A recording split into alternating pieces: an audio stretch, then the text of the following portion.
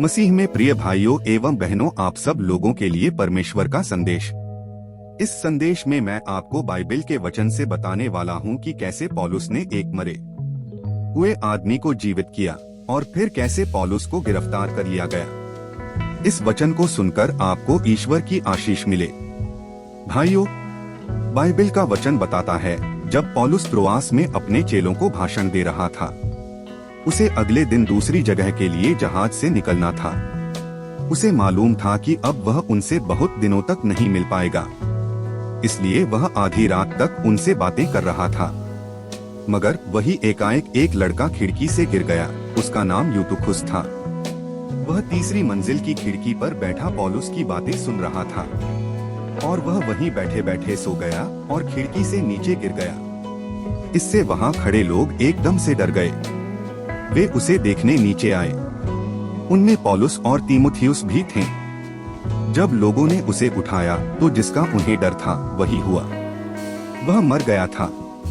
फिर उसके बाद पौलुस उस लड़के पर लेट गया और उससे लिपट गया और कहा, चिंता मत करो, लड़का बिल्कुल ठीक है। और यह बात सच थी, क्योंकि पौलुस ने उसे दोबारा जिंदा कर दिया। भाइयों, परमेश्वर की महिमा हो। इस चमत्कार को देखकर वहाँ मौजूद सब लोगों में खुशी की लहर दौड़ गई। सबने मिलकर परमेश्वर को धन्यवाद दिया। फिर वे सब ऊपर कमरे में गए और खाना खाया। पौलुस सुबह तक उनसे बात करता रहा। सिर्फ इस बात की चर्चा थी कि क्या यूतुखुस उस रात दोबारा सोया होगा।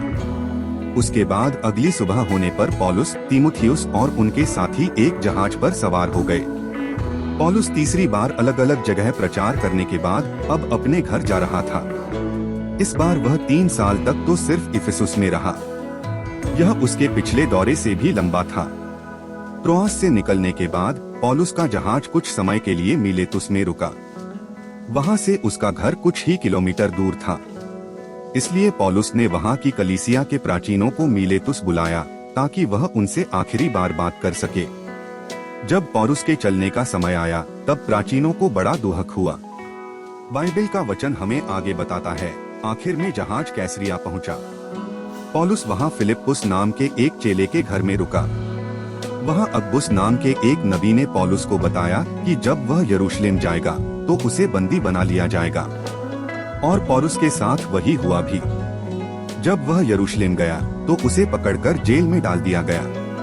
कैसरिया में 2 साल जेल में रहने के बाद पौलुस को रोम के राजा कैसर के सामने मुकदमे के लिए भेजा गया। भाइयों, पौलुस के रोम जाने के क्रम में रास्ते में उसके साथ क्या हुआ, ये हम आने वाले वीडियो में जानेंगे। उसका लिंक मैं डिस्क्रिप्शन में डाल दूंगा। इस वीडियो के लिए इतना ही। आमीन और धन्यवाद।